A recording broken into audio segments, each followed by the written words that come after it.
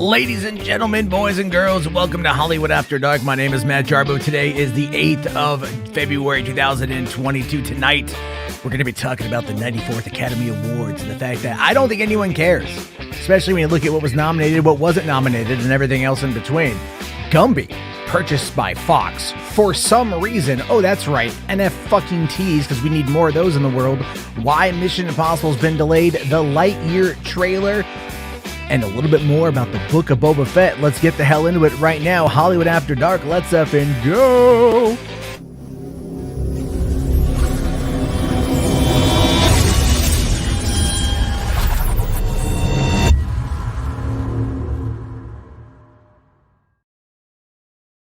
Hey, what's going on, everyone? How y'all doing? Welcome to the party tonight. Thank you very much for spending your evening with me. I know it's 10:30 Pacific Standard Time. It's going to be late for a lot of you out there, or early if you're catching the VOD, but just know that I'm thankful that you're here. I'm very happy that you guys are here and that you guys are supporting the show. It's been a lot of fun doing this for like almost the last year, practically almost the whole year now of doing Hollywood After Dark most nights.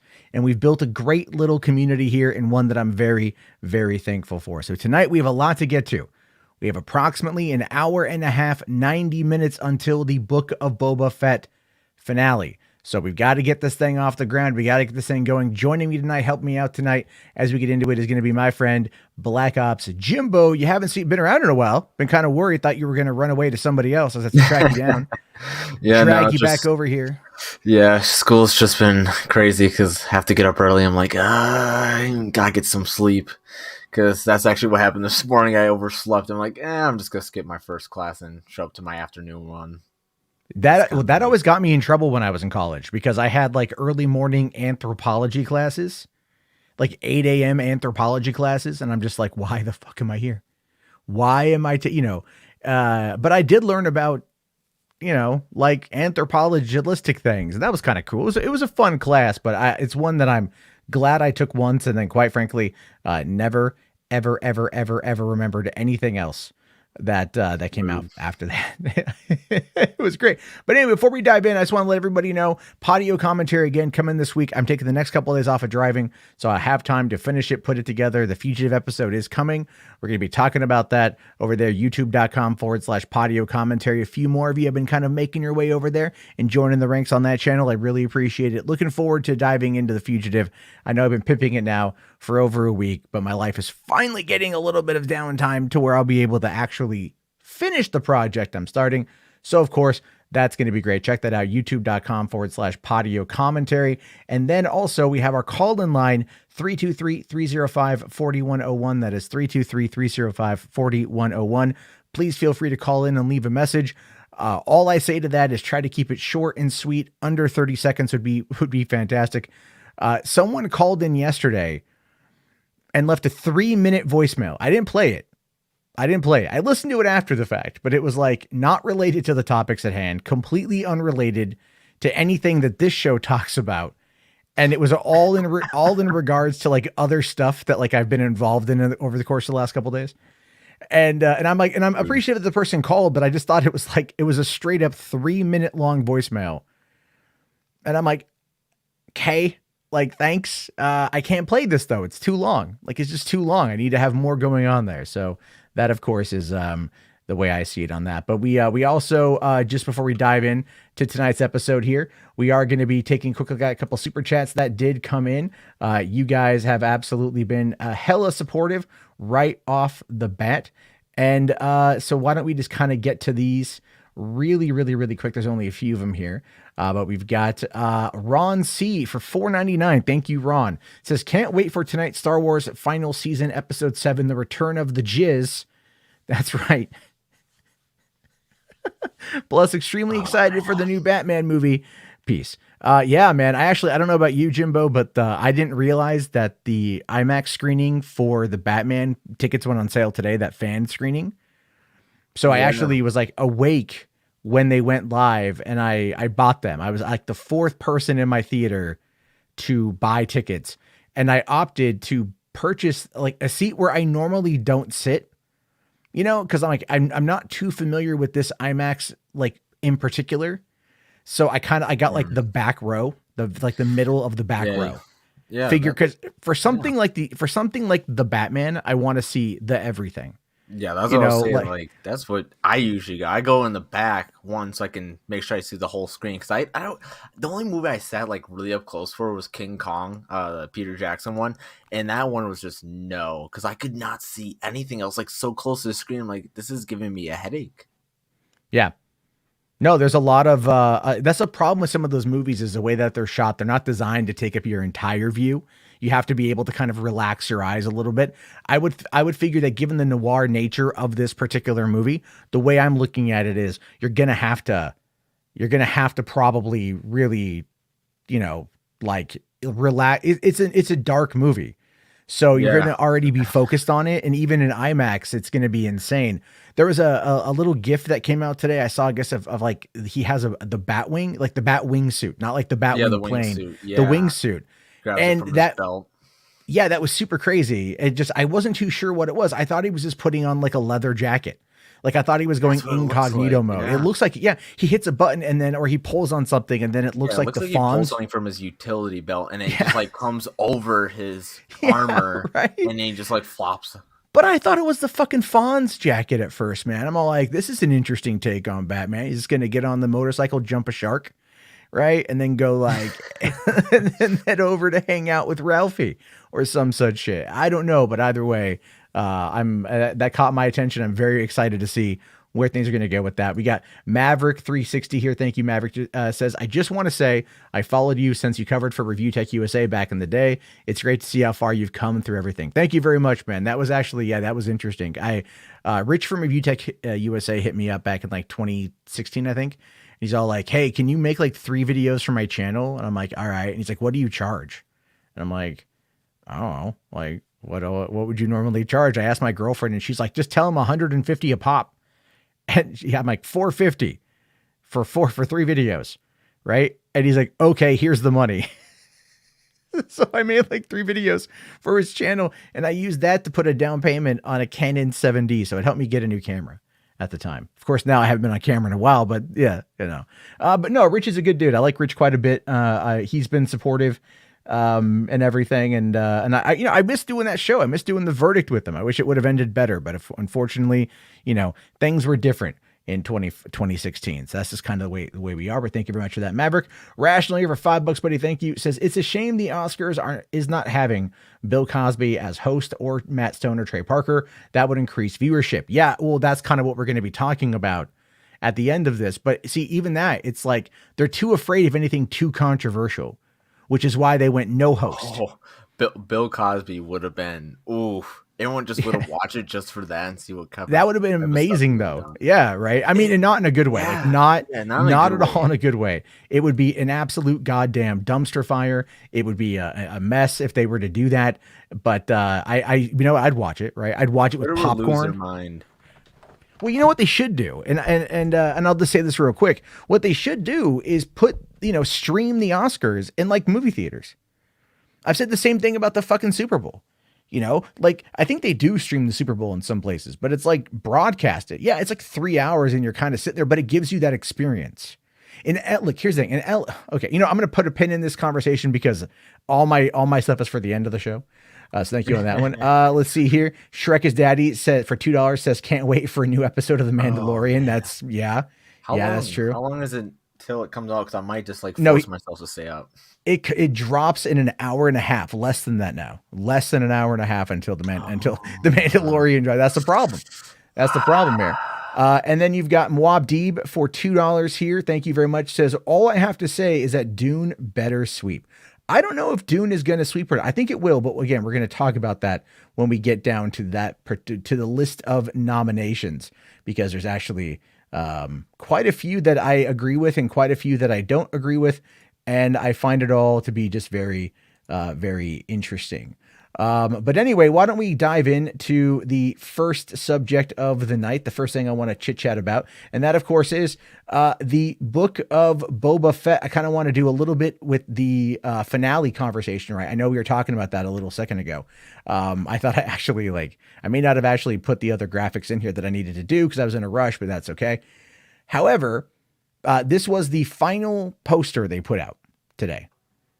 This is the Yeah. final one, and for the whole season, right? So it shows us all these characters. You know, we see Fennec, we see Boba, we see Mando, we see Black Chrysanthemum, we see the mods, Ahsoka. There's Garsa Whip. There's the mayor's assistant. You know, you've got Cobb Danny Vanth, Trejo. Danny Trejo down there. And Danny Trejo was the one who posted this today. It says the storm is about to break, and Danny Trejo's there in the bottom. Make no mistake, my money is on Trejo for this episode. My money's on Trejo to have a badass moment.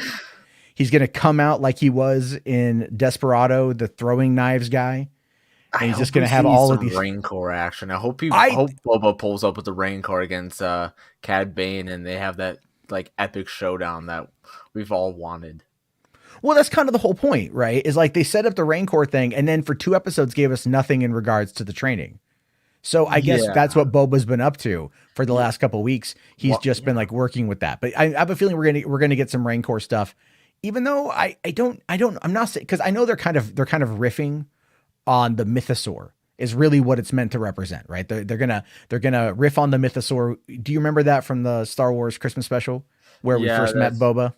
Yeah, because he made a comment like he's written stuff bigger, so it's kind of like, oh, did he, when he was first introduced for the very, very first time. Yeah. They were talking. I mean, that was clearly the reference back to the Mythosaur, and obviously with like the creed of the or the insignia of the Mandalorians is the Mythosaur skull. So it's going to tie into it, but they're going to do the Rancor and stuff. And I mean, look, that's fan service, and I have no care about that. By the way, I don't care about fan services, provided it works. I don't care. I don't give a shit. I'm totally on board with that. As long as it makes sense and it drives the story forward, I'm all for it. Well, that's what I'm hoping. I'm hoping that whatever happens tonight absolutely drives the story forward. I've been a little bit concerned on that front, if I'm being honest with you. I enjoyed the last couple episodes. I thought they were great lead-ins for The Mandalorian season 3, but I'm sorry, we're still in the book of Boba Fett. And I know this is when the sad thing is that the ratings for these last 2 episodes have shot through the fucking roof. They've shot through the fucking roof. They've just done an amazing. They dropped a lot of stuff, and it's like you're bringing back the character that started all these shows. Like The Mandalorian launched this one, the Ahsoka show, and so many other ones, and they're all really connected to each other. So I get it why they're kind of teasing and doing all the stuff for Mando in season 3, and I hope that they're gonna show a little bit more Ahsoka, kind of showing what she's gonna do after Luke, or what's gonna tie into her show. Because I'd see everyone saying like, oh, this is basically Mando season 3. I'm like, no. I mean, I get why people are complaining because we haven't seen a lot of Boba in these last couple of episodes, but like, you can't just throw Mando in the Book of Boba Fett because everyone's gonna complain, be like, where has he been? Like, why aren't you showing what he's been doing? So it's like we're seeing 2 sides of everything, but we're getting a side that honestly makes sense because we have to see what he's been up to, like the conflicts and what's going to lead into his show. This is kind of like the middle, like Malcolm in the middle. Like, but this has got to be though a long episode. We're talking like it has to be more. It has to make an hour long, at minimum. At minimum. At fucking minimum. 30 minutes. Imagine if it's 30 to 45 minutes. I will make a video. If I will get out of bed because that's what I'm doing after this. I'm gonna get into bed. 10 minutes. I know. I saw someone today. So I wasn't able to grab a couple screenshots I was trying to find because there's a lot of them that you just kind of see and then you forget who says them. But one person who apparently did visual effects on the finale responded to someone's tweet saying, I just hope we get to see a badass Boba Fett moment like we did in season 2 of Mando. And this guy says, like, basically, hold on to your butts. Okay. And then another girl today who does nothing but tweet about Star Wars. She actually put out there, she's like, watch through the end credits. There's probably going to be something there. And then she immediately was like, well, I don't know. I'm just speculating. And I'm like, look, they're filming Mandalorian season 3 right now. So obviously they're going to have something. They've already filmed 1 season of Andor. Season 2 has apparently been greenlit filming later on this year. And then they've also filmed Obi-Wan, and that's reportedly coming next in May. So it's like there's Did you hear the new stuff that came out today for that show as well? No, I didn't. They casted a guy to play the Grand Inquisitor. Rupert Friend as the Grand Inquisitor, which is dope because Rebels. like that guy is great, by the way. I mean, here's the thing with that. He was in Homeland. He was in Homeland season, like I think 4 through the end or whatever. And then he also, or no, maybe season 3, but he also was Agent 47 He was Hitman when they did the second Hitman movie. That Oh, was originally going to be Paul Walker, but then Paul Walker died, and so it went to him. It's not that he did a bad job at the with that movie. I liked Hitman 40 Agent 47 for what it was, but as a big Hitman fan, it just, I mean, you're never really going to be able to like live up to yeah. like how the games are, because the games are like stealthy. So you need to Oh, have like a Bond type story. This is like, let's go a little bit over the top and whatever. But and what's really funny too is you've got Cobb Vanth's, Timothy Olyphant, who played Agent 47 in the 2007 yeah. movie Hitman. So it's Didn't all coming Orlando full Bloom circle, man. also do And that? what? I think Orlando Bloom also did he No, also? Orlando Bloom was not in there. No, Or, for the Hitman. Didn't he play Hitman, or am I no, he like did not play tripping? Hitman. Oh my god, they all like. So this is what happens when you like make them all these actors Agent 47 because they all like because they also all have to be bald to be Agent 47. So just Yeah. like I look at it, I'm like, oh wait a minute, that looks like this, but it's like I always get wrong. I always get it wrong. Well, I think one of the funnier things though about this particular situation is what we're seeing is actually a very interesting piece of information did drop from a person who I feel does have a pretty good sword on things, and that is oh well, sorry, I did add this one in here. I gave my other thoughts on the finale, so you guys can check that out on the channel. I forgot I put that image in here with my very ugly face, but you know what, my hair looked pretty good. I can't deny. But anyway, this came in from viewer Anon today, who said that tonight's Book of Boba Fett is going to feature multiple eras of Star Wars crashing into each other. I hope it's good. Then immediately following that up 11 minutes later by saying, keep an eye on Mike Zero and Doomcock tonight. Might be a little rough for them. Oh no. And that has got me really intrigued. Now, viewer Anon is a person who clearly knows, like, he knows more about the screenings, right? Like when they do like their test screenings and things like that. But the guy's got his fingers on the pulse, and he's respected by a lot of people. He's respected by a lot of individuals who who follow on Twitter and stuff like that. The scoopers, he's kind of one of the ones you look at. And he's so what I'm wondering though, when he says here, multiple eras of Star Wars crashing into each other, what the fuck does that mean? I mean, so it's like we're at the tail end of the original trilogy. This is kind of like right before the sequels. So maybe like they're because the only way I could possibly think is like they're gonna take stuff from the prequels, like certain characters, put it like sequels, original trilogy, and it's just gonna all combine them into one. Kind of like have like a moment. It's like, oh shit, this is all these different eras that we've seen. But then again, it's like we have Cad Bane, so obviously that's prequel, Clone Wars stuff. But I don't know. I don't know what who are they gonna pull from the Well, so there's sequels? a couple different there's a couple of different things. All right. There's a couple of different things out here. What you've got for one is, you can look at it from like, well, you got Rebels. So it could be the introduction of Sabine Wren, which we do know that there's now an actress that's cast as Sabine Wren. It could be, or perhaps, getting to Mary Elizabeth Winstead being in Ahsoka. Is she playing Hera? Is she playing Mara Jade? Could be something. Don't know. You've also got more from the Clone Wars. It could be more from, let's say, there's been the rumor that Kira is going to pop up because she's been the one running Crimson Dawn ever since Darth Maul died. Yeah. And, so she could be running Crimson Dawn. Then, of course, there's the fucking big one. The big rumor, and this has been going on for a while now, is that they are going to they're going to do the same kind of de-aging technology to bring in Han Solo. Oh. Now, I mean, like, Hmm. I don't fucking know, dude. I have I no don't, idea. dude. I like. Here's the thing about that one. It's different because we didn't get like a movie for Luke's with Solo. We got Solo, so there's already established younger actor to play Han Solo.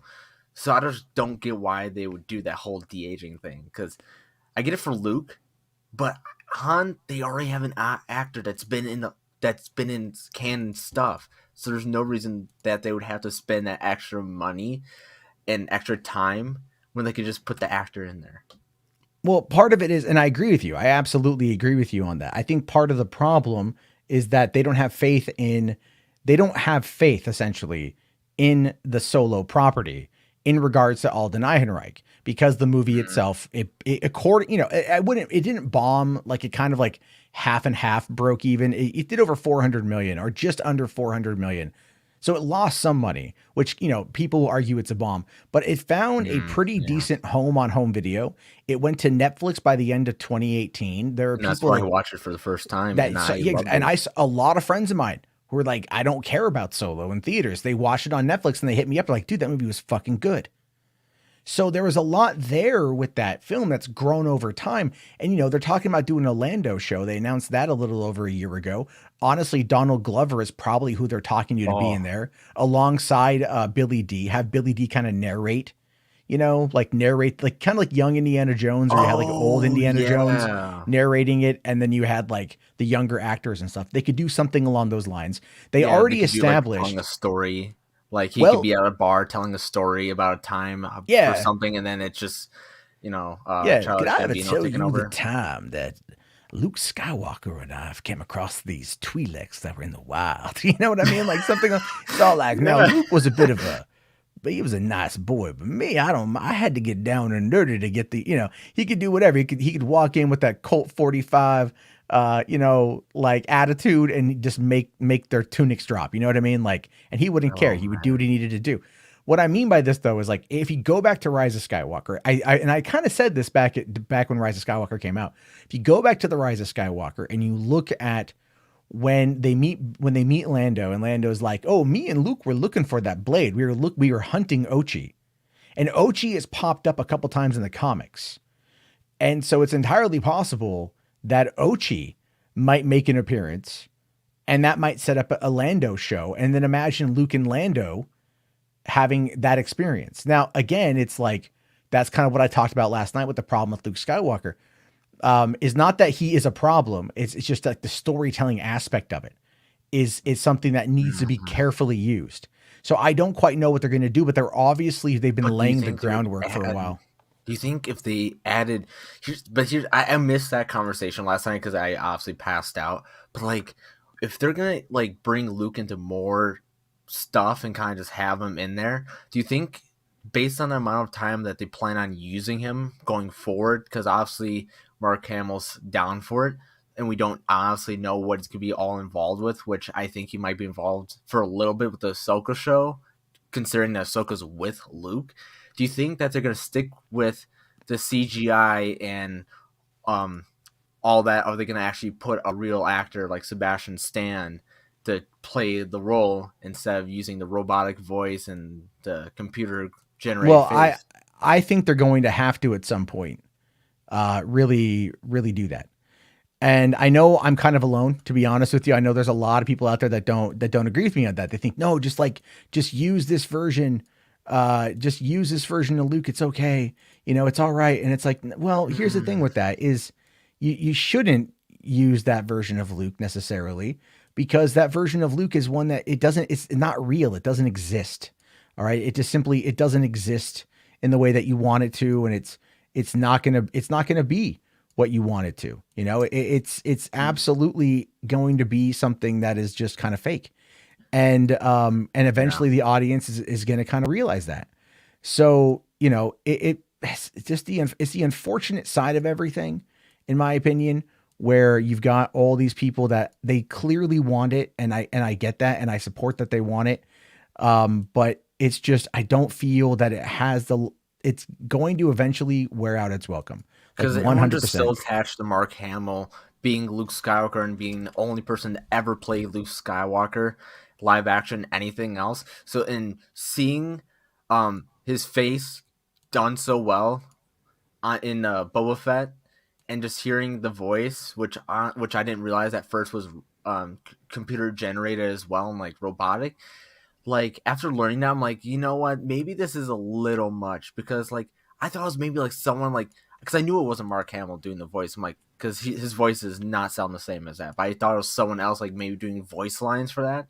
But no, it was a computer. So it's like they're getting a little much, because like why even have an actor when you could just like honestly just do animated or something like that, or just do like realistic animation at this point with these characters. Because if you're gonna pretty Yeah. much make the whole person computer generated, what's the point of even having live action. You just and eventually it's just gonna be like, is it gonna be more cost effective to just throw someone in there like Sebastian Stan, or continuing to spend all this time and resources doing all this computer generated stuff? Well, see, here's the thing though, and I talked about this last night a little bit. It's all about the overcorrection, right? So what you had is the blowback to the sequel trilogy, predominantly The Last Jedi, and they made Luke Skywalker a hermit who is cynical and is bitter and shut himself off to the Force and doesn't care anymore, and then died. Right? Died. Just fucking died for no reason. Died. I don't care what anyone says. Luke's death was just so goddamn dumb. Anyway, so they're going to overcorrect. By overcorrect, what they're going to do is give us more Luke adventures set post Return of the Jedi, which is what people want anyway. But because Mark Hamill is as old as he is, and everything else, he just turned 70, and they're going to have to go back. They're going to do it this way because they feel that this is going to be what the general audience wants. The thing is, though, the general audience might actually really just eat this up, and apparently they already have. And so that kind of brings me back to this whole thing right now. Is one of the interesting things is in regards to what Viewer Anon is saying about Mike Zero and Doomcock. There is this little piece of information that I think is what he's kind of referring to. So last week's episode showed a temple being built, and a lot of people assumed, and rightly so, that it was Luke Skywalker's Jedi temple from the from the Last Jedi. And so this is from the screen cap here from the article is from StarWars.com. Saying here, we glimpsed Luke's story temple in the comic books and on film, although to be fair, it was mostly rubble and flame in The Last Jedi. Now we turn back the clock to see the new Jedi school at its inception, with androids working hard to place every stone on the first humble hut. So from here, it's going to grow over the span of the next 25 years. It's going to grow, 20 years, I think, before it ends up getting destroyed. But this is, very much the beginning of this. What cracked me up, though, is because, look, leading into this, Doomcock and Mike Zero have been running their mouth about how it's going to retcon, get a retcon. It's all going to retcon. It's all going to be overdone. That's what they want. And they've been lying to their audience about that. They've been telling their audience about that. And it's absolutely full of shit. We all know that it's full of shit. They're not going to do that. Well, no, they're clearly not going to do that now. I mean, look, it's all completely whatever. And so whatever's going to be coming tonight, whatever big reveal is going to be coming tonight, is going to further, I think, damage his reputation. And like I'm just saying, I'm fine with that.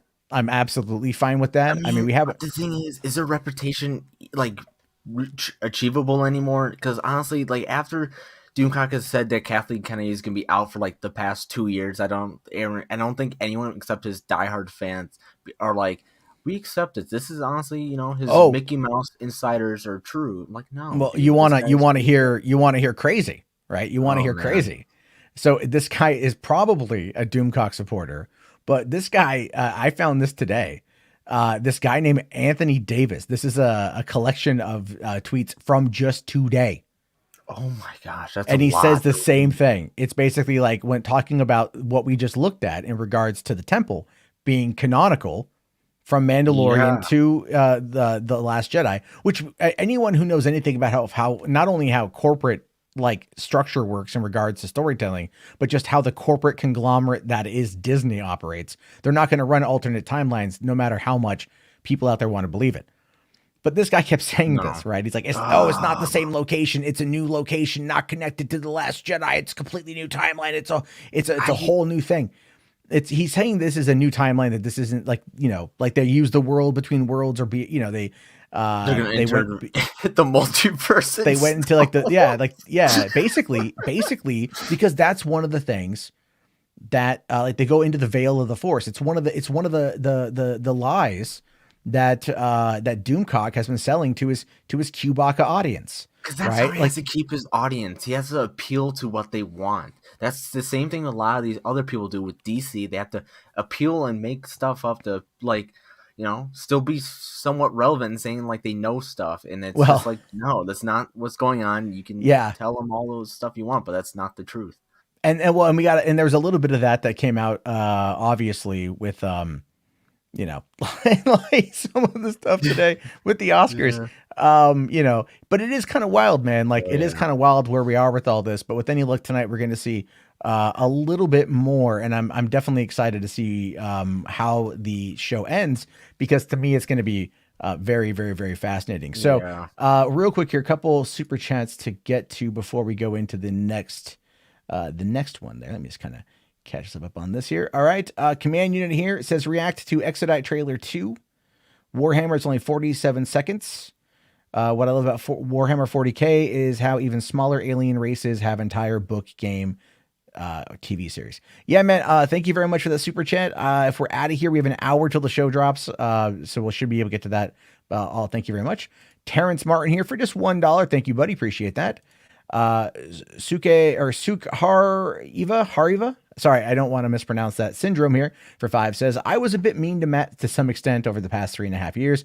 I'm going to be nice to him now, maybe even sub to him. Long live Matt. Well, thank you very much, Matt. I really appreciate that, Syndrome. It's been a very interesting week. A lot of very generous comments have come in, so I'm very thankful, and hope you enjoy. That's the key thing here. This isn't drama related shit. This is all movies. This is my passion. This is what I'm into. So with Any Look, you have a little bit of fun. So thank you very much for that. Appreciate it.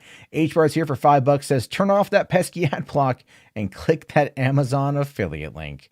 Oh yeah, the whole turn off that pesky ad. Do you know that meme at all? Are you familiar with that meme? Kinda, maybe. I don't know. All right. So that meme, I'll just tell you real quick. That came from 2014.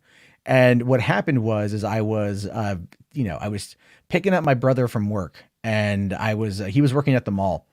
And I was in my car, and this is before anyone knew my name or anyone knew my face or nothing. This was like I was still recording videos on my iPhone back then. I would just record audio from the iPhone. And what happened was I was trying to work on a new channel intro. So I was sitting in my car and I'm just kind of dicking around, and I'm just like, like, hi everyone, my name is Mundane Matt and blah, blah, blah, blah, blah, blah, blah, and I think I said like, I was trying to like hype myself up a little bit or trying to like play it up a little bit for fun. And so I said, 4chan calls me the most red pill, or like calls me the most red pilled motherfucker, and be sure to turn off that pesky ad block. So I jokingly said, turn off that pesky ad block. It was hyperbolic, but the way I said it, it triggered people. Like it triggered people. They were mad at me for it. Like, and I'm like, what are you talking about? Like, I was just dicking around, and they're like, they thought I was being serious. I'm like, how can you listen to that and think that I'm being anything other than like hyperbolic and facetious? That I'm just playing it up for like I'm literally just kind of joking in my car. But people like, they really ran with it. So turn off that pesky ad block is kind of like my meme before the Boulder stuff. Right. And again, I've just embraced it over the years. I think, like I was going to put it on a t-shirt or something. I don't fucking know, and do something with it. But, yeah, so that's what HBars is talking about there, is that whole turn off that pesky ad block thing, which is really, really funny because it's so stupid, guys. It's so stupid. But that is just a little bit of my lore in regards to all that stuff. But all right, why don't we talk about really quick something else that came out today, and I haven't watched this yet, but I don't know if you saw it. Maybe you had the Lightyear trailer drop. Did you see this? The new poster and the trailer? I saw the poster, but I kind of saw clips of the trailer. I haven't watched the full thing. Neither have I. Thought we would react to it here, so why don't we all take a look here at the new Lightyear trailer. A year of work for a 4-minute flight. Isn't that something? We're all ready if you are, sir. Well, let's go find out if this... We got a breach in the perimeter. Thank you. Buzz Lightyear mission log. After a full year of being marooned on this planet, our first test flight is a go. Let's get everyone home. Good luck, Captain. We're all counting on you! Roger that.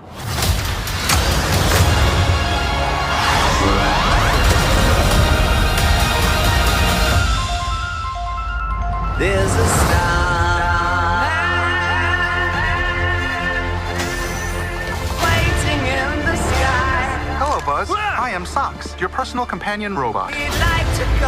We're being pursued by just a massive robot.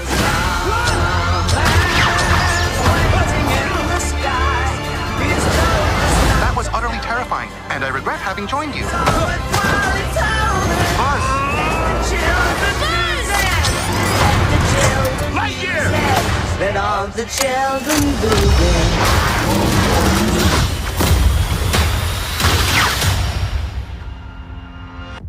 I can provide sleep sounds if you like. I have several options. Summer night, ocean paradise, whale calls. No. White noise is fine. Very well. Good night, Socks. Good night, Buzz.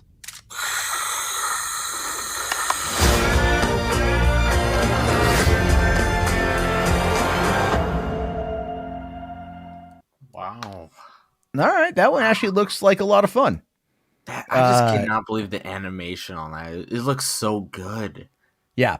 This is one I want to see in theaters. It just goes to show you that over the span of a little less than 30 years, actually 27 years in between the first Toy Story movie and now. It's been that long. It's been that long, yeah. And Wow. and then seeing them get to this point of going like, wow, man, holy shit.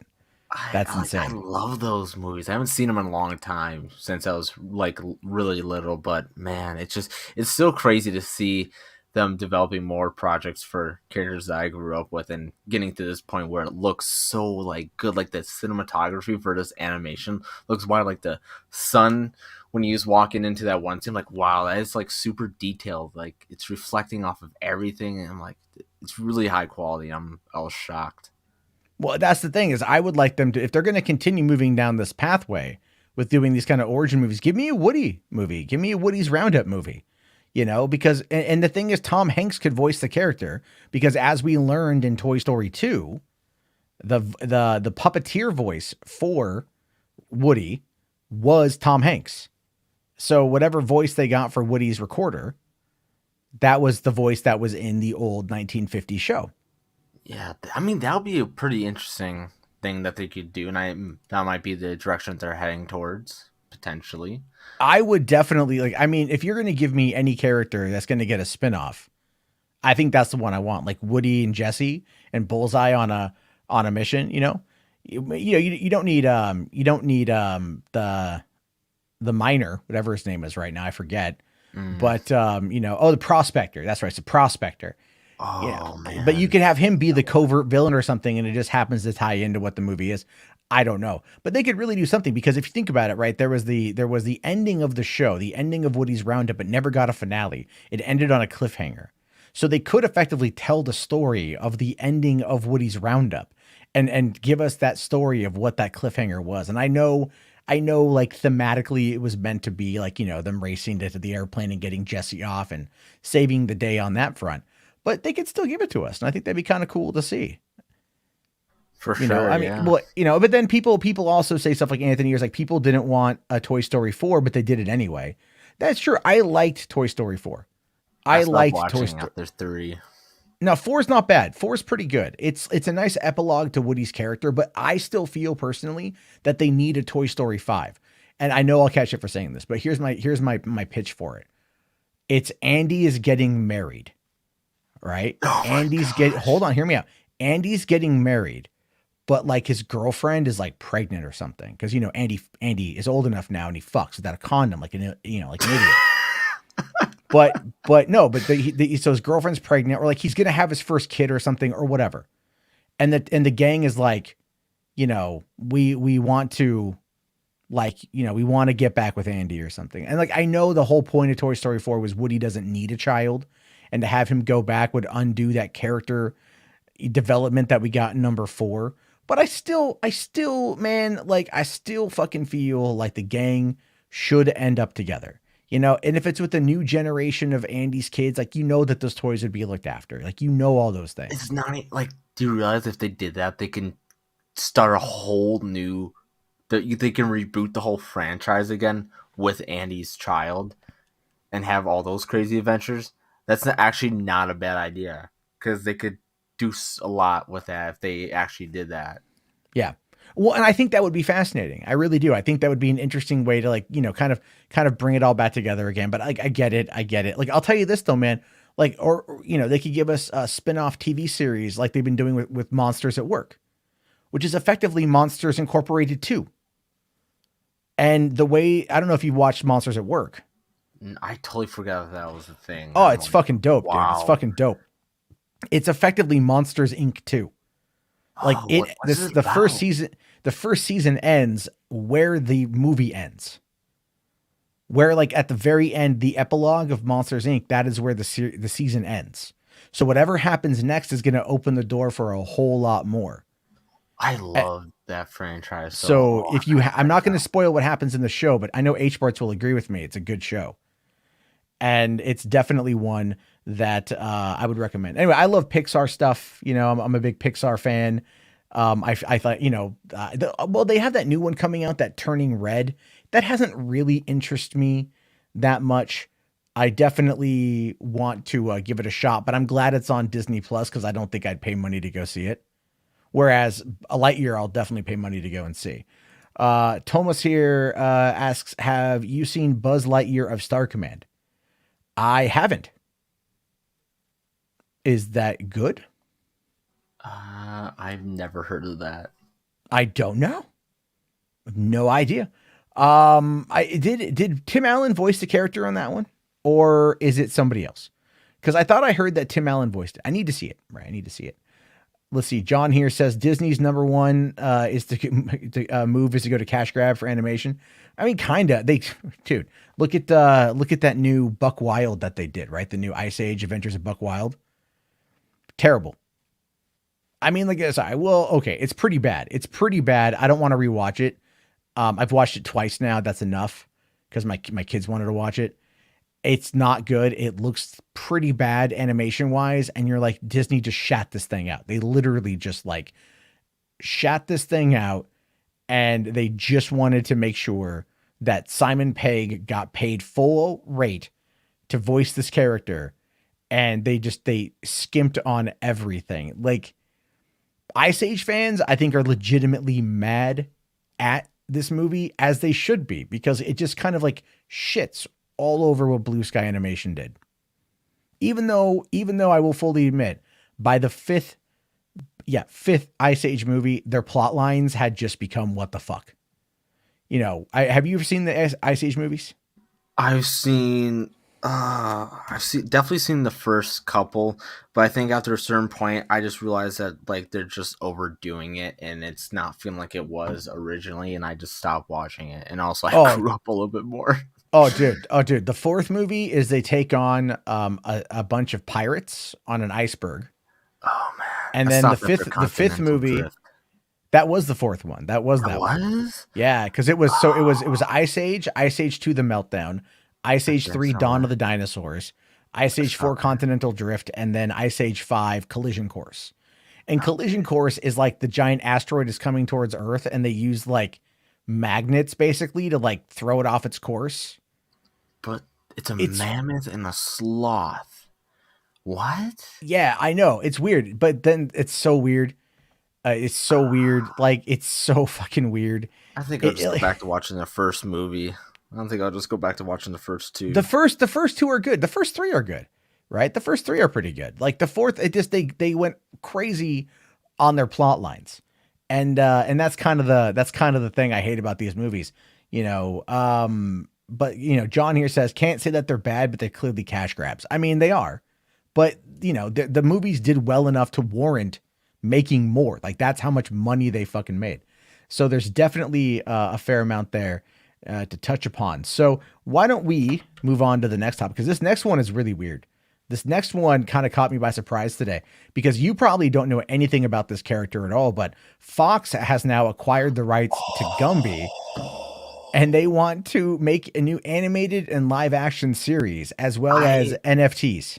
Okay, I have a really interesting story. I have no clue what Gumby is. Okay, it's a funny story, and this fits perfectly here, but I have no clue what Gumby is. But the only time I've ever seen Gumby or even heard of Gumby was at a Vikings football game. All right. So there's this guy dressed up in a Gumby outfit. And yeah, obviously he's been drinking. He had a couple drinks. So he goes down to get more. So he comes back up, and we're up in kind of like the fucking nosebleeds. And he has this big tray full of beers. And I'm just like, oh no, this guy's going to bite it because it's really steep stairs. And he just hits his face so hard on the stairs. And everyone just goes, oh my gosh. And it's just dead silence. I scream, whoa, Gumby. And my dad yelled at me because he's like, you don't say that. This guy's seriously hurt. But that's all I've associated Gumby with is a drunk guy falling down with beers and me screaming, oh, Gumby, no. Because it's just like, I don't know. But. Well, that's kind of the whole thing is Gumby. See, I remember growing up watching old Gumby cartoons, like the old stop motion stuff. So I like Gumby as a character. It's the fucking NFT thing that bothers me. But let's find out more. Let's give it the benefit of the doubt. Kind of. So it says here, Hollywood Reporter, as part of the entertainment industry's ongoing search for original intellectual property, and I forgot to grab that, Fox is seeing green. So yeah, original IPs, right? Where we are now, instead of creating something new, is going back to an old Gumby thing. But it says here, Fox has acquired the Gumby franchise from the estate of Joseph Clokey, the son of Gumby creator Art Clokey. The deal covers the iconic green claymation character, his horse Pokey, and all of the characters from the animated universe. However, the terms of the deal, which by the way, were really written and released in green Comic Sans font, were not disclosed. So they really did announce this today in green Comic Sans font to let people know that they were serious about acquiring Gumby and Pokey and all the other characters. And then, going from there. So this is what the company says. The company is going to reimagine the Gumby franchise for a new generation and is already at work developing both live action and animated content featuring the characters for its platforms. Fox will also, I don't fucking know what, like, is it going to be the drum guy again? No, I don't know, man. It's going to be like weird ass claymation, like, but it's going to be CG. It's going to be Gumby in CG. Oh, and it's gotta be fucking claymation, dude. Like, if it's not stop motion, the fuck you doing? You're wasting money here. Fox will also showcase classic Gumby episodes on Tubi and develop products based on Gumby and his friends, including non-fungible tokens and consumer goods. So what they're trying to do is they're trying to play at the old boomer nostalgia, because I think that's really what it ties into. If you're ever trying to lead a boomer to a product, talk about what it was like when they were kids, and Gumby came from that generation, from when they were kids in that generation. I don't know what the hell's going on here with this, but sure. This is, I agree with Degrassi here. Non-fungible token. Welcome to the scam economy. Kind of. It feels like, and this is not Disney who's doing this, by the way. This is coming in from Fox. This is just dumb. This is dumb. HBars here says a $3 NFT. No, I don't know anything about minting an NFT. I thought about doing a gag, but no, because I don't know. Maybe I'm just dumb. I don't even understand what NFTs are, and it's a non-fungible token. You can't funge it. You can't fucking funge it, Jimbo. You can't funge it. I don't know what that means. It hurts my brain. Like, I already feel like I'm way out of the loop. I feel like I'm becoming a boomer. I'm like, I just got out of high school not too long ago, and I'm already out of touch with certain shit. And it's crypto bro shit. It's just crypto bro shit. So I'm sure somebody listening to either the VOD or to whatever might be able to give us a solid crash course in NFT. But I do feel they're going to crash. But anyway, it goes on to talk about what Fox has been up to since the spinoff with Disney, when Disney acquired most of its entertainment assets. So like I thought they were getting out of the entertainment game entirely. Apparently they've been still working on the side. I didn't know this. Like, I literally thought Disney bought them out of everything, So it says here, in the past couple of years, it acquired Bob's Burgers animation studio Bento Box, which not only does Bob's Burgers, but they do The Great North and they do Central Park, that's on Apple TV Plus, and Mar Vista Entertainment. They partnered with Gordon Ramsay on a production company called Studio Ramsay Global, and they bought TMZ for $50 fucking million. Because listen, here's the thing: if you get a deal of like 71 billion from the House of Mouse, where you get a whole bunch of fucking shares and shit, and all your shareholders are getting fat, dumb, and happy, and you have all this money, why in God's name would you go and buy TMZ? I mean, sure, 50 million is a drop in the hat for the bucket for what these guys fucking have, asset wise. But still, it's like, why the hell would you buy TMZ? I think it is probably there's a larger part of the acquisition that I just don't know about. But anyway, I love this last bit here because this gives you an idea of kind of where things are. So it says Gumby, meanwhile, joins a growing list of IP that has come to market in recent years. Last year, Netflix bought the Roald Dahl Story Company, which includes Willy Wonka and the Chocolate Factory, James and the Giant Peach, and other doll classics, in a deal worth $700 million. Amazon is buying MGM because of its vast, deep catalog of much beloved intellectual property, like the Rocky and Creed franchises, as well as Stargate and Silence of the Lambs, never mind 50% of the James Bond franchise. So, like, you can tell why Amazon wanted that, right? You can tell why Netflix wanted Roald Dahl. One of the big reasons about this, and probably this is one of the big reasons why Fox bought Gumby, has everything to do with outside of the United States reach. So the Roald Dahl stories are very popular overseas. I believe they're really insanely popular in India, of all places, probably because of the British colonialism that happened there. And I could be wrong, but I kind of recall this being a thing. I kind of recall that being the element of it all. But the other side of this, though, has a lot to do with the fact that you've got all of these IPs that have a built-in older audience appeal, and they're going to be trying to reach out to them. I don't care about more Willy fucking Wonka. We've got 2 movies and I like them. So I'm cool. James and the Giant Peach had a great Henry Selick directed stop motion movie from the 90s. Other than that, you got the BFG, which came out a number of years ago. It was directed by Steven Spielberg, oddly enough, based on a script written by Harrison Ford's first wife, who had passed away a number of years ago after, they divorced back in the 80s when he cheated on her with Carrie fucking Fisher. It's a whole thing. A lot of history there. Harrison Ford likes to dip his wick where he shouldn't. Harrison Ford is just a whole ass mood. His personality. Yeah, he's kind of like that, right? That's kind of the whole point. So I think what they're doing is they're trying to move this stuff to an overseas market is really what they're trying to do. And we'll have to wait and see. I did see someone in there say Zack Snyder's Willy Wonka, or Zack Snyder's Gumby. But yeah, that'd be kind of funny, right? Zack Snyder comes in to direct Gumby. It's all dark and violent. What's funny about Zack Snyder is this morning I woke up and my kids were watching the Guardians of Gahul. Right? My girlfriend put that on for them for that's a little dark for a 2-year-old and a 4-year-old. And I'm watching it again. I'm like, it's actually a pretty solid movie. Goddamn thing bombed to the box office. It is the worst Zack Snyder bomb out of any movie that's come out, that he's done, which is probably why he hasn't gone and done another animated feature. It's actually, I like the movie. It's pretty solid. But at the same time, you can kind of see why things are going to get a little crazy. So, all right. So there's that one. Why don't we quickly, again, kind of get over here. This is another big one that popped up today. Why the Mission Impossible franchise has been delayed and effectively what it kind of has to do. So I don't know. I mean, you said you just kind of got out of high school and you're in college. So you definitely were not alive when the first fucking Mission Impossible came out. No, I was a freshman in high school when that came out. I was a freshman in high school when the first one came out. That's how fucking old I am.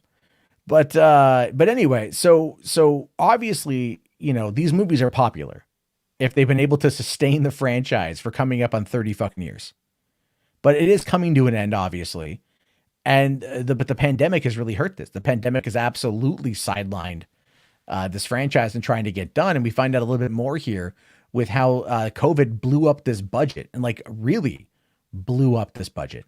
So it says here that because of everything having to be shut down, it's left Paramount and Skydance Media shouldering a massive budget and an endless stream of unforeseen expenses. At this point, Mission Impossible 7 has cost roughly $290 million to produce, which is tens of millions more than the studio and its financial partner expected to have to shell out.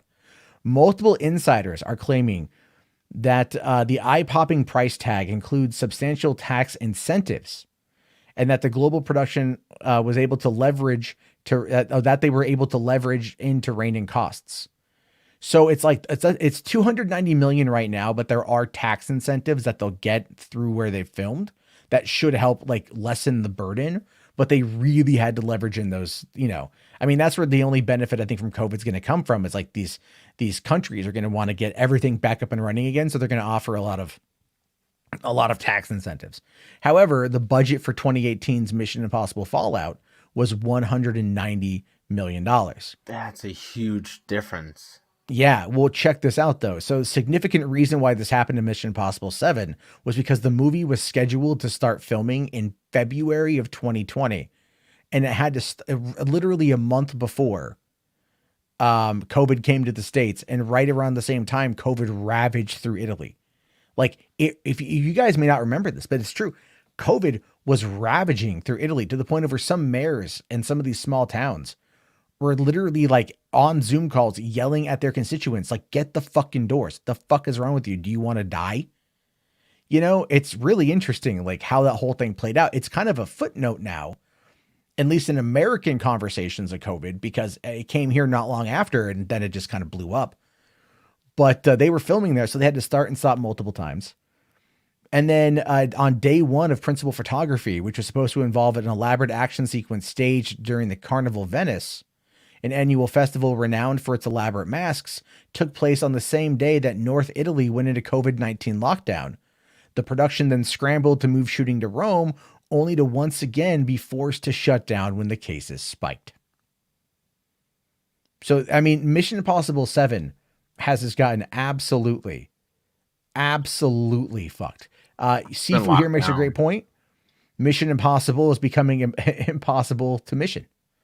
Very kind of. Like, no, yeah, they keep getting locked down. COVID has really taken a hit to a lot of these different things. I know Mandalorian season 3 also shut down recently because of COVID and stuff like that, which I'm so kind of surprised that reports came out about that, because I'm like, hasn't like they made more shows out during COVID, so like don't they have like an understanding of protocols and stuff like that? But you can never know. With so many people involved, you never know. But it's still crazy to see that show still being delayed.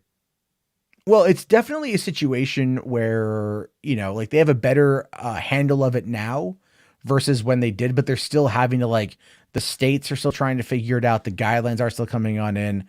And I say give it like another 6 months. I know it keeps kind of getting pushed back, but we need more people to get vaxxed and boosted. And there are people that are still hesitant on that. And those are the high amount of people who are dying at this point. So it's unfortunate, but that is a reality. They help lessen your symptoms. The vaccine and the boosters, they help lessen the symptoms.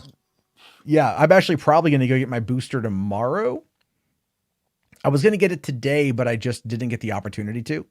But I'm gonna go get my booster tomorrow, so I might be a little fucked up afterward. I don't know. I'm not. Yeah, I don't. You say that a lot, and I definitely don't fully understand it. But okay. Mood. No, I'm vaxxed. I'm not boosted. I just have not been able to get. I have not been able to get to a place where I have 2 days to not be boosted. So it's like, and because my 40th is next month. My girlfriend's been recommending that I go, if I want to take off for a couple of days and just kind of get away. I've been actually looking into flying to Alaska because it's like really cheap to fly to Alaska. Like super cheap. I can do a round trip for like $200 from Seattle to Alaska. That ain't bad. And then just hang out in Alaska for a couple of days. So that's something I might do. But I need to go and get boosted beforehand. All right, let's see here. But yeah, so there's also a little bit more here. So it goes on to say that another challenge facing Mission Impossible and other tentpole films is that these types of movies tend to perform well in China, where Fallout made more than 180 million. So, I mean, look, on paper, it looks like it made most of its budget back in China, never mind the way the box office kind of, rattles around China. But tensions between the US and China have impacted the country's appetite for Hollywood films, cutting into their grosses in the important market. Now, the only movie to do well really outside of China that was, that has at all is fucking Spider-Man. It's done the 1.6 billion or whatever, all without China. So Yeah. that's a pretty big thing, but I don't see Mission Impossible doing that. Like that's where it's that's where I think they're prepping for this, right? So it did say here that in January, Paramount announced that it was delaying the releases of Mission Impossible 7 to 2023, citing delays due to the ongoing pandemic. The postponement will also add interest costs to the film's overall budget. Paramount and Skydance also announced that Mission Impossible 8 will now open June 28th, 2024, instead of the previously announced date of July 7th, 2023. Again, because that's when, a week after that is when number 7 opens. So they've really delayed it all. Part of the reasoning, according to one individual, is that Cruise wants to have finished making the 8th film before the 7th film is released. That's because the 7th movie ends with a cliffhanger, and the star wants to make certain that the transition between installments is seamless. And that is, by the way, what you have to do, right? Because if you're going to nail people with a cliffhanger, especially fans of the Mission Impossible franchise, of which there are quite a few, you're going to have to get them with that cliffhanger, and then you're not going to want to drop the ball on it. Not when there's this much money at stake. But then also, and this is where it kind of ends off here, it says the plan is for the 7th and 8th films to serve as a send-off for Cruise's Ethan Hunt's character, a culmination of the entire series, as one insider described it, which again makes a lot of sense. This is going to be something where this is the 7th and 8th movie. Tom Cruise is coming up on 60. So he can't be doing this stuff forever. Look like that. He is not going to look like that forever. Vampire. Kinda. And so he's got to make sure, he wants to definitely end this thing in the best possible way. And as a producer of the franchise, who has kind of been like the shepherd of the franchise since I want to say like 93 or something, which is when he went over to Paramount and like was able to get the rights to it. Cause they brought him in on a deal to work on the movie to develop properties for Paramount, like a first look deal. And he was like, I'm a big Mission Impossible fan and I want to do Mission Impossible. And they're like, all right, cause like they had been trying to get a movie made for a while back in like the late 80s, early 90s. And that whole thing had trouble. And so here comes Tom Cruise. And then Tom Cruise like wanted to make the original, I think he did too. I think the guy who was ever the original character in the show was ultimately the villain in the movie. And that pissed off a lot of old school fans. So, but then again, from there, they've very much found a way to increase it. So it's done what it's done. But the last part of this I wanted to touch upon is actually this. So looking at Box Office Mojo, we can see here the amount of money that these movies have gone on to do, at least domestic. I wasn't able to see for full, but we can see here that they've done pretty well, for domestic and stuff. Fallout did 227 million or 220 million just domestically, but it did do, I think, around 700 million worldwide. So there's definitely money to be made with these movies here. I'm surprised that Mission Impossible 2 did as well as it did when it released May 24th, 2000. Look at that, right? Number 2 to number 6 is literally 18 years. That's crazy. Yeah. Because you had Mission Impossible 3 was 6 years later. And then it took 9 years to get Mission Impossible Ghost Protocol was 5 years later. So they've definitely taken their time to get done. Ghost Protocol was pretty cool. I liked all those movies. Let's see. Degrassi says, wasn't the first one De Palma's baby all the way? No, it wasn't. I mean, De Palma came in and he treated it like like a French noir film, which I really enjoyed.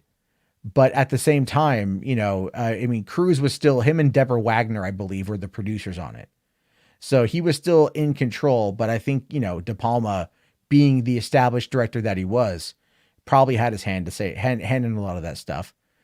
And then, what you're looking at here also is the second one was done by John Woo. But see, the thing is, no one ever really talks about John Woo doing Mission Impossible 2. It's always like Limp Bizkit and Metallica on the soundtrack. I always found that to be really weird. That Limp Bizkit and Metallica were on the soundtrack. Limp Bizkit. man, the early 2000s, stuff like that. Yeah, you're like, I was only a baby. Yeah. That is, I'm like, well, yeah, it happens. I don't even know, are they still around, or is Limp that Bizkit? is- No, I don't think so. I don't think Limp Bizkit's still around.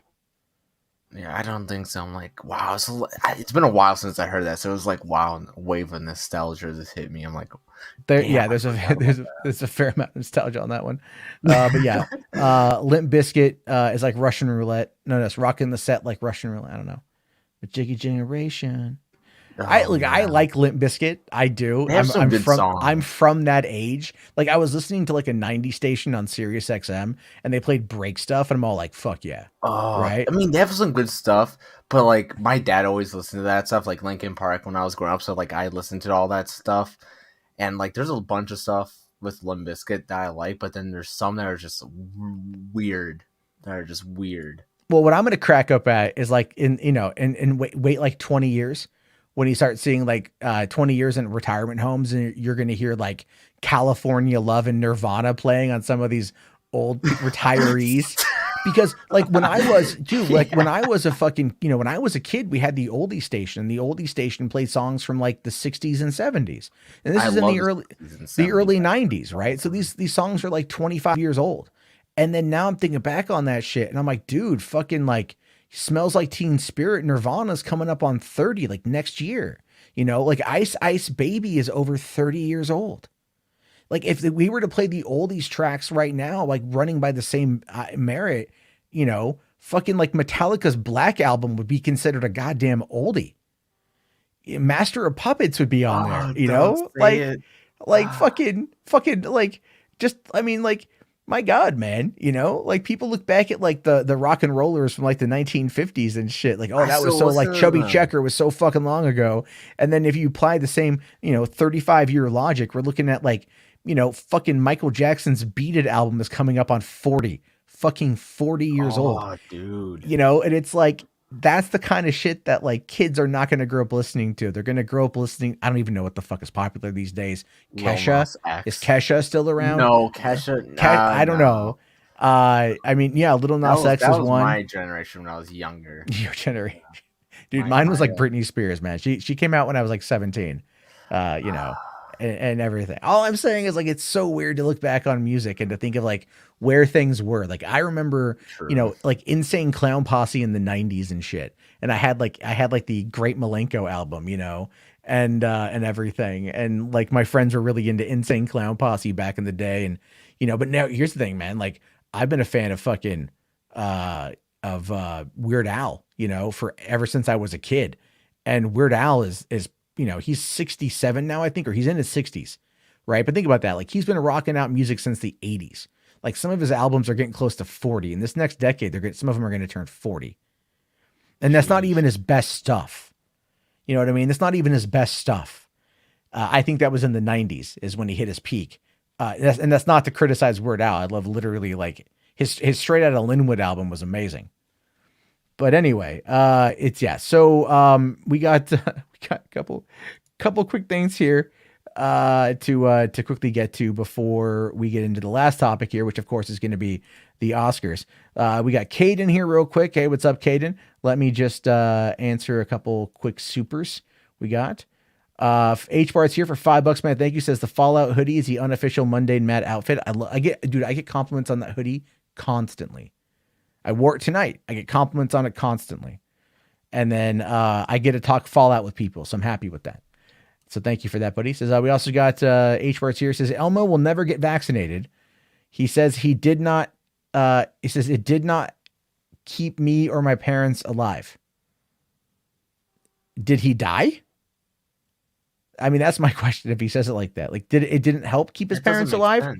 Did his parents die? Is Elmo okay? He was here last night.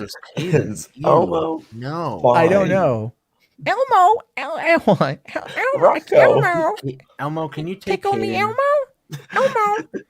My parents died from COVID. Oh, God. Oh man. That is. What? Oh, no. I don't Caden know. joins and everything just goes. I don't know. wild. I don't blame know. Caden. Anyway, and then HWAD's here for $5 more. Thank you, buddy. Says, well, when my generation is in retirement homes, we'll have cell phones and GTA 5. Yeah, Oh my gosh. like, That's look, think about it like crazy. this. I got about maybe, let's just say I got about 30 solid years until maybe 25 to 30 years before I go into a retirement home. Okay, I can acknowledge that. Hate to say it, but it's true.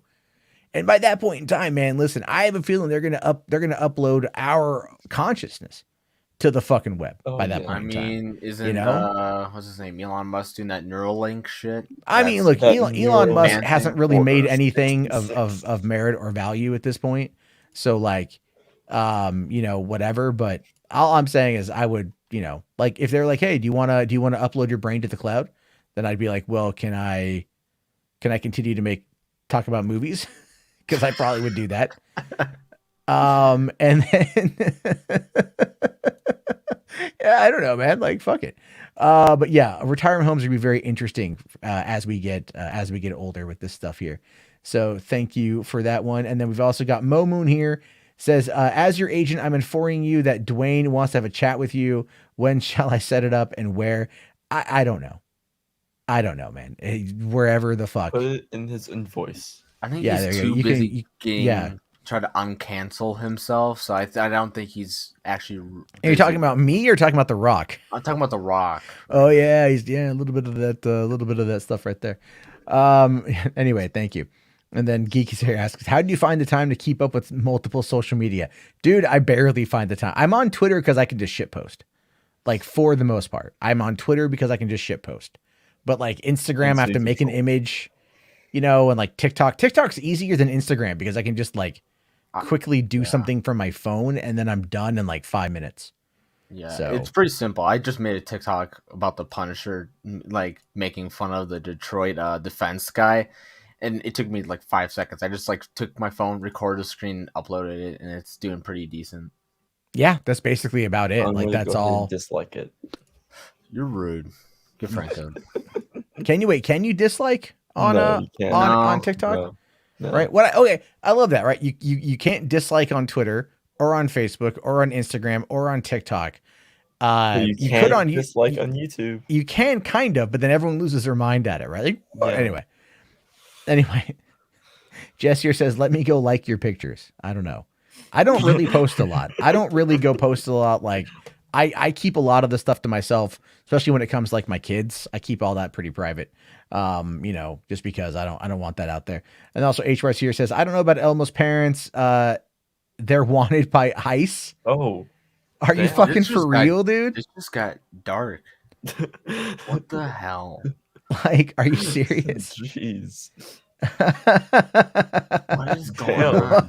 Dude, Hey, that's hey, crazy, Pixar, man. Pixar, who are own Sesame Elmo, Street, we need an origin yeah. film. We need an action movie with Elmo.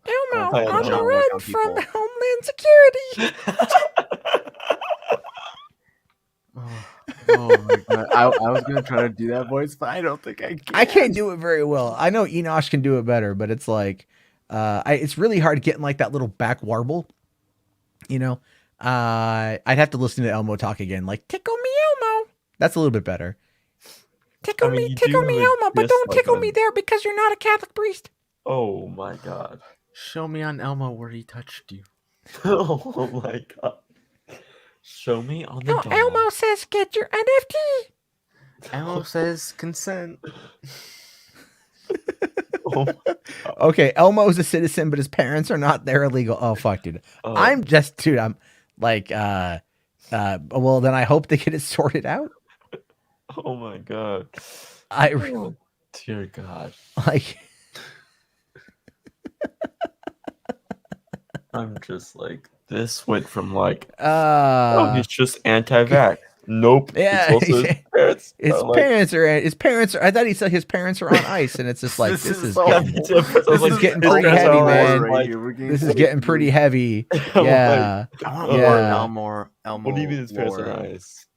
this is Are they dead and they're like I just on ice? Like, yeah, what do you like mean? here's the thing. I might be joking. I am definitely joking, but I really, honest to God, hope that they are okay. Elmo's okay. I hope they're okay, and I hope you get the whole thing sorted out. So Yeah. that's because that's some Sounds scary shit. I knew fiendish. people that were like that down in San Diego and stuff. Let's see here. H bar says my uncle was illegal for 30 years and now he's legal. Yeah, it can happen. It can happen. Yeah. They immigration is not like out of the question. It can be done. It can. I mean, I'm first generation Canadian American, so as far as I understand it, and maybe someone from Canada can confirm this or deny this, but what I read on their website was that I can actually get Canadian citizenship because my mother was born there. And then I'm like looking at Vancouver, BC, like, let's get the fuck up. Because there's a lot of film stuff going on in Vancouver, BC. Yeah. And I wouldn't mind embracing my Canadian roots. I mean, You know? it's the thing of Vancouver is becoming, like, in the past decade, and this whole, actually since the start of 2000s, has become a very film state now. Like, they built like whole cities just for filming, like In Vancouver. Canada? Yeah. Yeah. I wanna get up there and check all that out, man. I do like the Canada. I saw Geekicidal said he's in Vancouver Island. Vancouver Island's cool. I'll be there in June, I think, for like 3 hours. I think I'll be back in Victoria. So let's see here. B says you can, Matt, just as I could because my mom was born in California. Cool, man. Wait, California. I mean, well, it's a little different, right? Okay, hold on. Toronto says here, you can. My mother was from Bermuda and she had a dual citizenship. Sick. They dropped Boba Fett 10 minutes early? Motherfucker. All right, so I don't know. That's what Rationals kept saying. I'm checking. Well, right they usually drop at 11:50, but we got off. Yeah, so let's dive into the Oscars topic because this is something that people seem to care about. All right, let me just bring up this here. So the Oscars today, that was a thing, right? We got I wasn't able to get a lot of screenshots, but we were able to get a look at the list of nominations. And so this, of course, is the 94th annual Oscar. And I'm saying this, and I know that it's not going to happen, but I would figure that they should probably, like cancel just end the Oscars, right? Because people don't care anymore. People just do not give a crap anymore about the Oscars. That is very true. Like, and honest to God, like, why should they?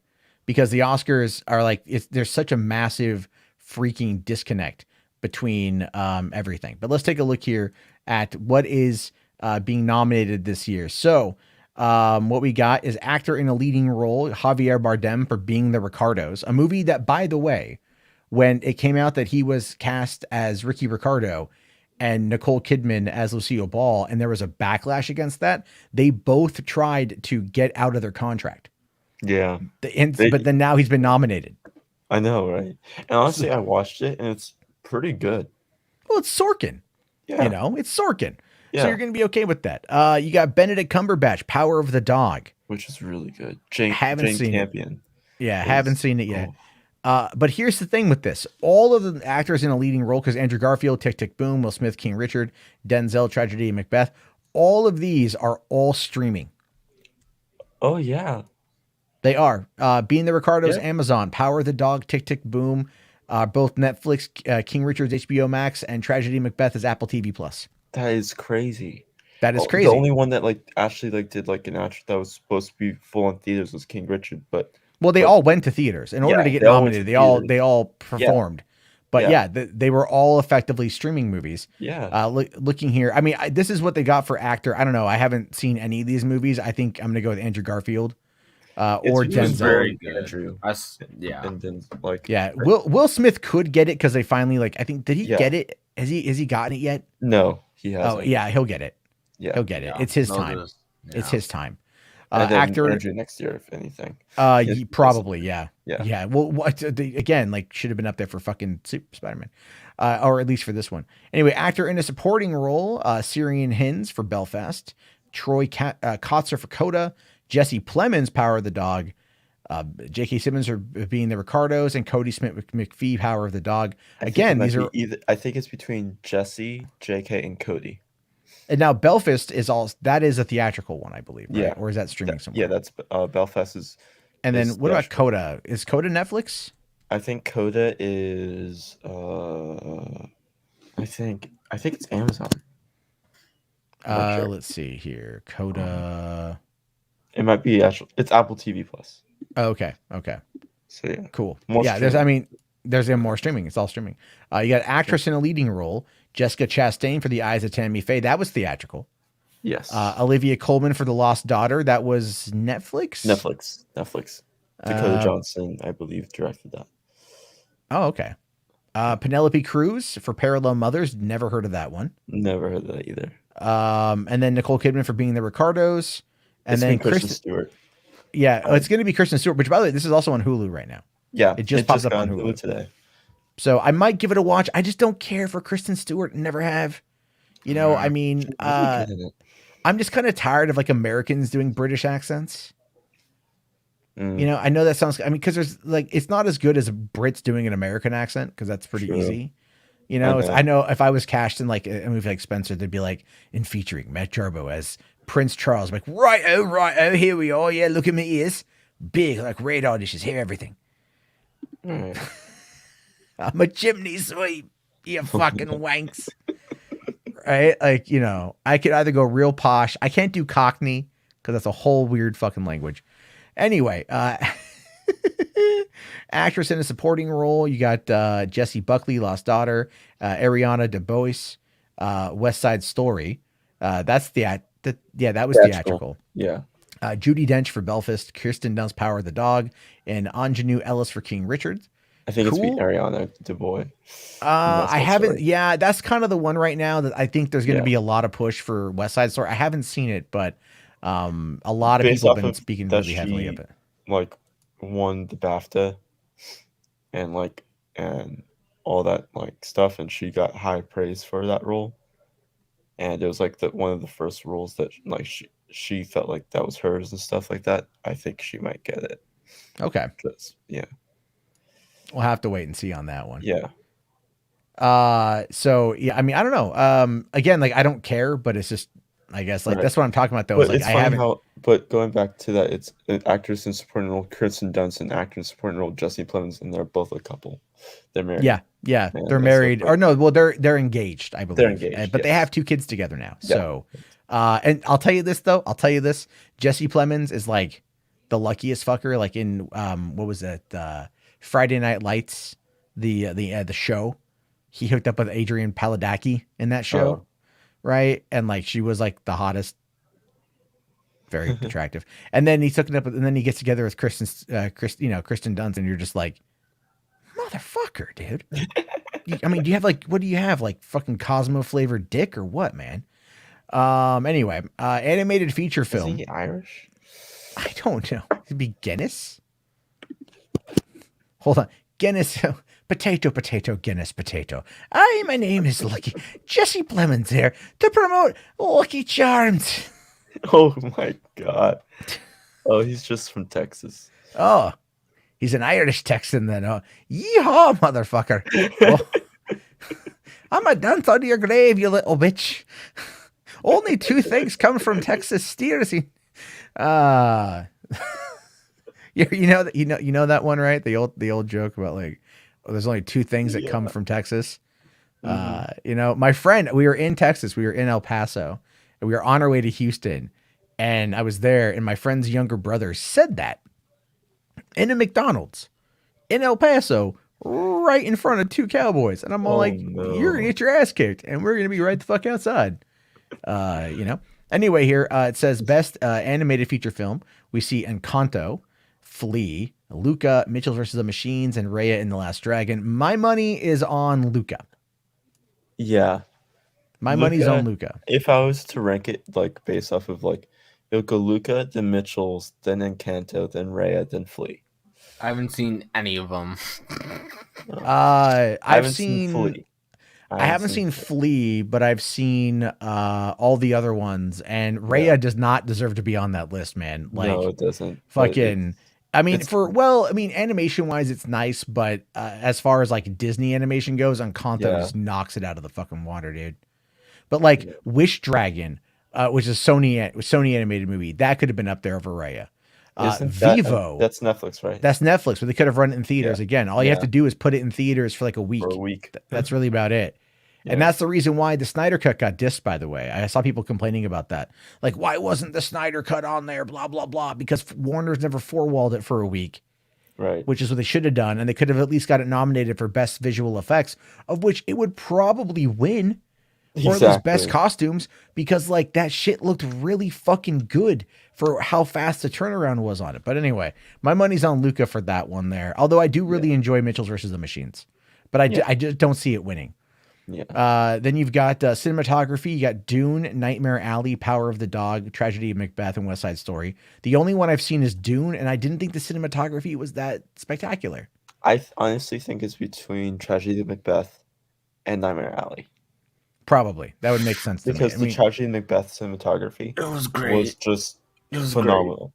It was just like That movie was Oh, like of course it's so good. It's like, oh my god, yeah. It's between Nightmare Alley and Tragedy of Macbeth.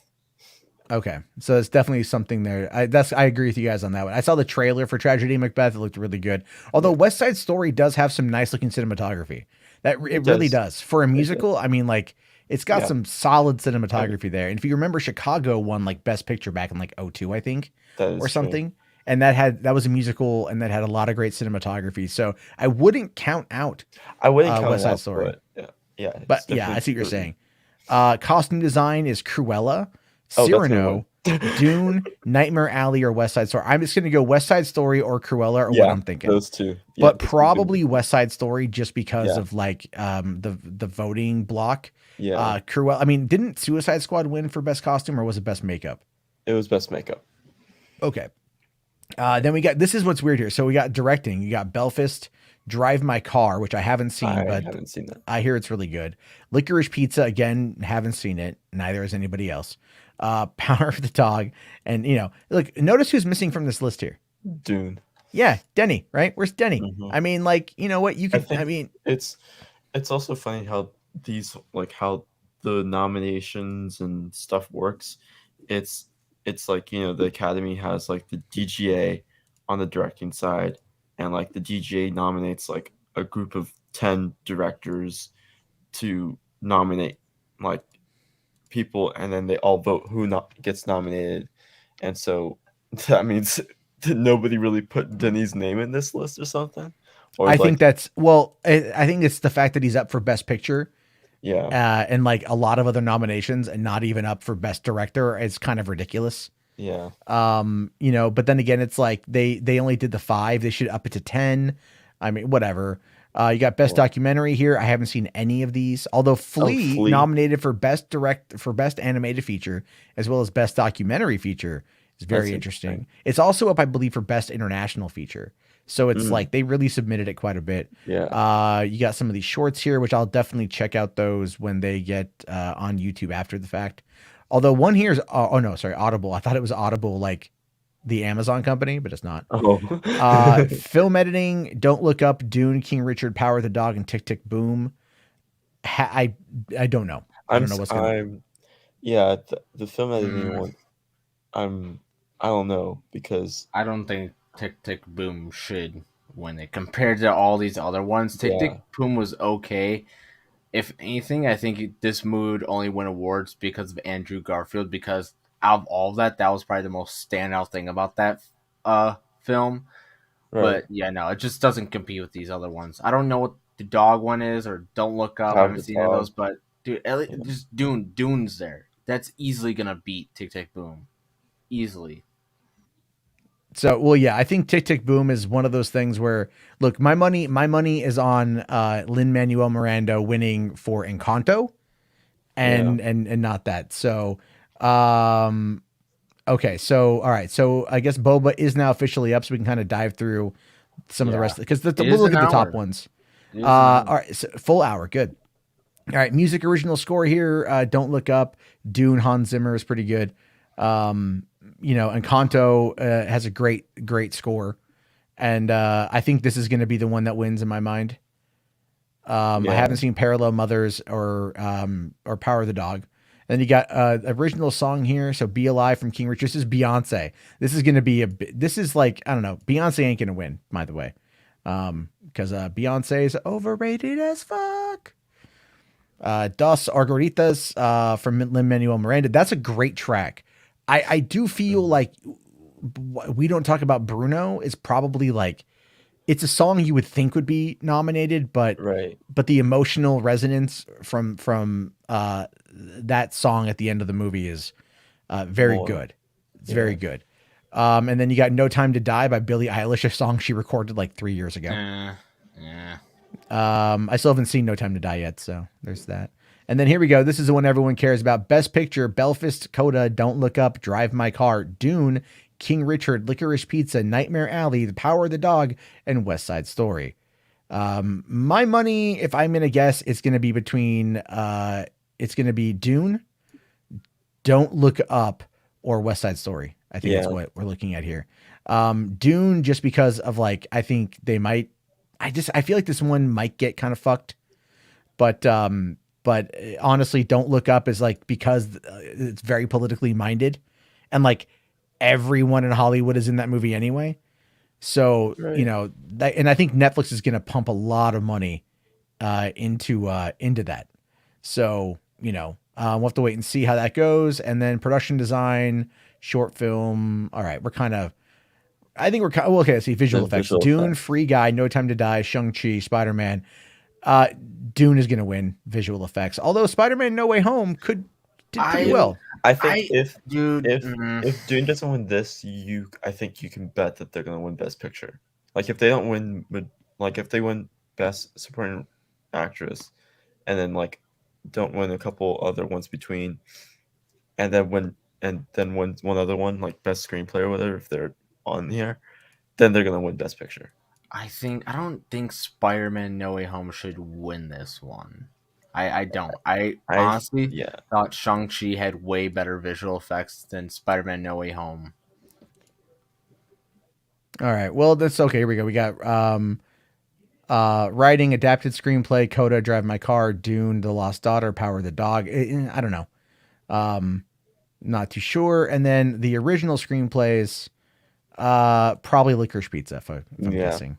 Because they love Paul Thomas Anderson there. Yeah. So, PTA, and the thing with PTA, he loves everyone else too. Yeah. So it's a lot of that kind of stuff, obviously. So I would say that when we're talking about the Oscars and everything else, part of the problem with the Oscars is like, look, I when I say the people don't really care about this, I think a lot of it has to do with the fact that like they should have nominated Spider-Man No Way Home. It wouldn't have won, but it would have been like a nice little gimme to the fan base to get them to watch. That's where they're at right now. They have nothing else. They have nothing else. I mean, like, look, this is a graph for the show audience, right? Look at this here: Academy Awards, Emmy Awards, Grammy Awards, 1980. I mean, 2000. There's spikes here, or it's like what 97, I think. But then look at this one here: the Academy Awards last year was 2020 was 23.6 million. That's wow. But that's the thing. That's what they calculated after the fact. But its live watching was only like 10 million people. The Emmy Awards dropped just to an abysmal 7 million, under 7 million, and then 18.8 for the Grammys. I mean, this shit is losing relevance like crazy, which is why they're going to be putting in a host. The thing is, it's not the host that's going to draw people in, because they tried that with like they tried that with, let's say, fucking who is it? Like they tried that with Gervais. Yeah, Gervais, or like Ellen DeGeneres, or things like that. Well, no, Gervais was the Emmys, I think. Yeah, they would not let Gervais. They would not let Gervais to the Oscars. I would have watched it for that. I mean, he's funny, but like, man, like they gotta find someone else. He'll expose a lot of people. Yeah, he'll make Jeffrey Epstein jokes like crazy and shit. So it's not going to be. I would watch it for that. That's going to be a big thing there. But I do feel like the Oscars, the biggest problem is that there's nothing there to draw people in. Jess here makes a great point. The Oscars need to put movies in that actually bring people to the theaters, not just passion projects or other Oscar bait. 100%. If now B here says if the Academy actually cared, they'd put in blockbusters. They should. They when they did That's this what before most with the people Dark watch. Knight and fucking District 9 and a few of those movies, people actually were like kind of curious to see what was going to happen because they wanted to see like if these movies that they saw would have a shot at winning because the vast majority of people didn't see West Side Story. What the I hell would is say Power of the Dog or the Belfast. I have no clue what these are. I've never even Power of the never Dog, been on my Jake radar. Campion. It stars Benedict Cumberbatch, and it's Cody like Smith McPhee and it's like a Western movie. yeah. Mm. So It's really good. It's just yeah, I got to definitely check that out. Yeah. It's there's a lot of them on there. Oh, sorry. Okay. It was Golden Globes, my bad. Golden Globes. But the Golden Globes are practically dead at this point. Like I don't see them ever coming back. After like the whole exposure that happened last year and then the fact that the Golden Globes went like they didn't live stream, they didn't broadcast. Right. They just went closed ceremony. And that was weird. Well, that's because of the blowback. And Right. I mean, like, look, the Oscars are eventually probably end up What doing the same happened? thing because I look, don't know. here's the to this morning they streamed the fucking announcement on Disney Plus, Yeah. right? And you're like, Mhm. okay, well, are you going to broadcast the Oscars on Disney Plus? Is that what's going to happen? Right. Probably not, so it's just kind of stupid. But all right. So yeah, right now there is I see people in the chat about Boba Fett. So it is time to go watch it because it is midnight now. A couple quick super chats to quickly finally get to. All right. Benson for £5. Thank you, buddy. Says Matt, Kristen is astounding as Diana. This being Kristen Stewart. But the movie is a tough watch. Saw Moonfall last night. So terrible. It's fantastic. Have I watched Reacher yet? I haven't. It's on my list. At least now it's getting a season 2. Yeah. I do need to dive into it. Jess here says, say top of the morning, you laddies. And okay. Hold on. Potato, Guinness, potato. Top of the morning to you laddies, and welcome to another Hollywood After Dark. I like how you have to say potato. It's potato, Guinness, potato. It just allows you to kind of get into it, right? It's like it's pretty bad, but whatever. Ryan here says we should at least live stream the Oscars just to make fun of the superficiality of it all. I watch them every year, but even I notice their flaws. Oh no, they suck. They absolutely suck. Yeah, But I mean, I'll tell you, I can go live during it and we can watch it, like because if they're not broad. I don't want to live stream it because that's like they'll shut it down, right? Yeah. They'll shut it down. So tired of all the fake stuff and their speeches were just getting like it was just all political. It wasn't even about thanking people anymore. It's just about making their political points. And I'm like, dude, I just want to see who wins. I don't care what's going on. This is That's what the Golden Globes just went with the Twitter announcements. Yeah, that's I watch on Twitter, or I wait for the clips to pop up on Twitter. That's about it. Just Google at the end. That's what a lot of people do. That's why because also no one watches. Like, look, the streaming movies might actually pull in a bit of an audience because people actually fucking saw them. So that's something. Right. But all right, here real quick, let's get to the socials here. If you guys haven't already, follow me on social media on Twitter, which I'm the most active over there. I probably should stop. Gets me in a lot of trouble. Instagram and TikTok under Real Matt Jarbo. And then again, if you guys like the show, if you're here, you're hanging out, and you can't support via Super Chat, which is fine, and you want to just do more of a long-term investment, you can become a Patreon member. We're actually going to be doing the screenings here pretty soon. We're going to be watching, I think I'm taking Friday off as well. Yeah, so I'll probably see if I can schedule a watch party for something on Friday night after the show. We'll go over to the Discord and give it a watch. So the Discord link is right now in the chat. If you haven't already, check that out. Good little community in there. Patreon.com/Matt Jarbo. It's probably, again, it's the best way to do it. Thank you guys very much. Also, last little thing here, Mo Moon. It says, as your agent, I'm letting you know that Dwayne robbed me. Okay, well, there's that. Also, command unit, we'll react to your thing tomorrow. I am sorry about that, buddy. Let me just make sure that I've got a screenshot here of what it is you want to check out. We just got right to the end of it. I know. I apologize, but thank you very much. And I'll talk to you guys all tomorrow. Have yourself a great night and peace the hell out.